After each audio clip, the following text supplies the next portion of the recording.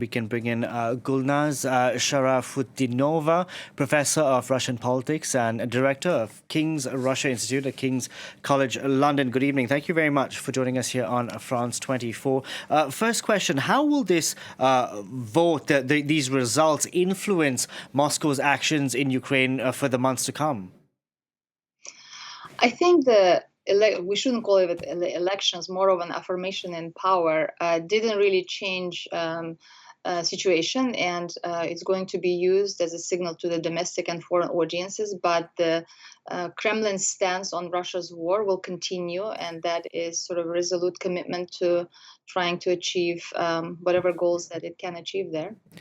Uh, we've had statements, pretty harsh statements, coming out from Western capitals, including London, and here in Paris, we had the French Foreign Ministry, who said the conditions for a free election were not met in Russia. We've had Western leaders who've tried to paint Vladimir Putin as isolated on the world stage. Yet today, we've had words of congratulations coming from Beijing. And just a short while ago, India's Prime Minister Narendra Modi putting out a statement congratulating Vladimir Putin. Is he really isolated on the world stage like the West wants us to believe? The Kremlin strategy has been to juxtapose the West to the global South and to pinpoint Russia and the Kremlin itself and the Russian leadership as the leader of the anti-imperialist or anti-colonial movement, to say, playing on the historical wounds and traumas in the global South.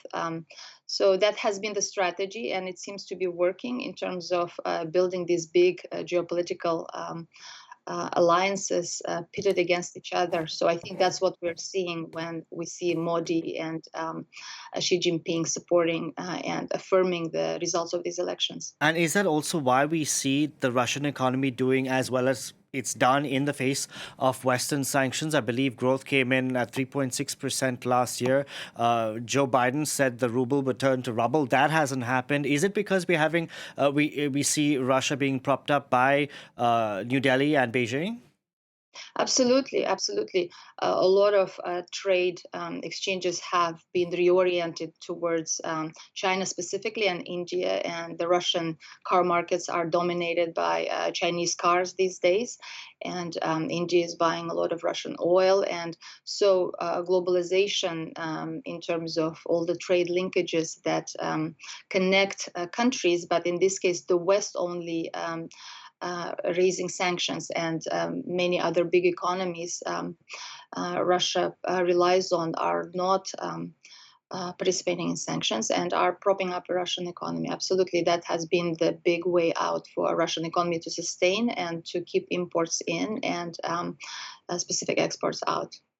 I mentioned the statement from the French Foreign Ministry earlier. We do have the French President Emmanuel Macron, who seemed to have changed his views on Russia and its actions in Ukraine 2 years ago.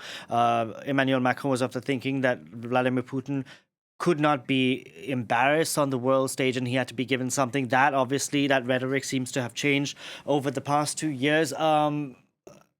Has Emmanuel Macron taken it to a certain level that you cannot go back to a regular, normal relationship with Russia once whatever happens, whatever Ukraine's wants to see happen on its territory actually happens?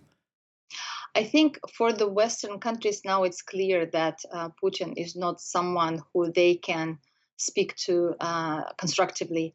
And that commitment and that understanding has been there over the past 2 years. But indeed, we see quite a shift in terms of the narratives that come from Emmanuel Macron. And now we are yet to see whether these words are going to be supported by actions. That's where the real meaning of the words will come. But indeed, we have seen a big change in discourse.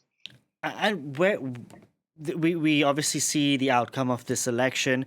We know what happened last month to Alexei Navalny. He was killed while in prison. Where does all of this leave Russia's opposition? Because it seems like it's Vladimir Putin right now for the next 6 years. We don't know what who's being groomed to be next in line, if you will.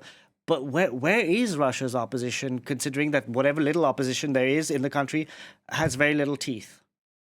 Most opposition is outside the country by now, and the repressive context of the Russian political system has grown enormously over the past years. And unfortunately, we're expecting the terror and repressions to increase further and for any other independent activist actions to be rooted out. So, unfortunately, the role of opposition is marginalized inside the country entirely, and we can only see some underground actions.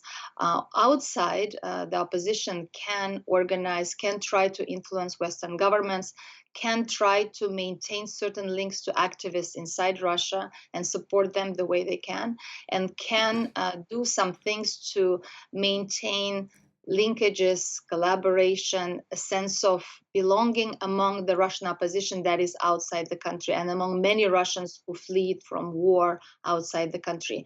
And the opposition event, Noon Against Putin, was one of such events that was aiming at bringing people out to show that they're not alone.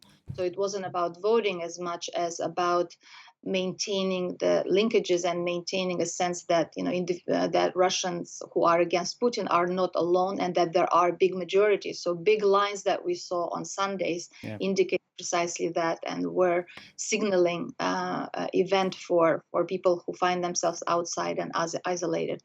Gulnaz, we're going to have to leave it there. Thank you very much for joining us on the program. That was Gulnaz Sharafutdinova there.